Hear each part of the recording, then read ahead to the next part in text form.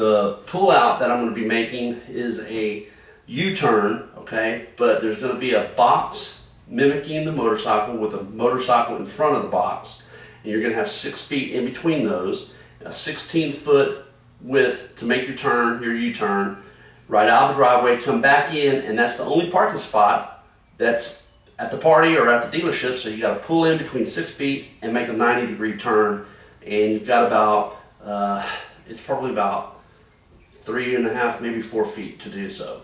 Okay, and I'll do that several times, and so hopefully this helps you guys out to think about when you're parking and pulling out of places, and to get out and practice your slow speed skills.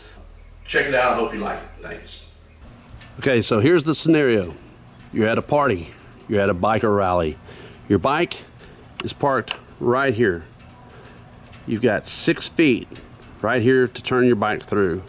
From where your bike is to the edge of the driveway on the other side is 16 feet. Now, that little seam right down the middle of the driveway is raised.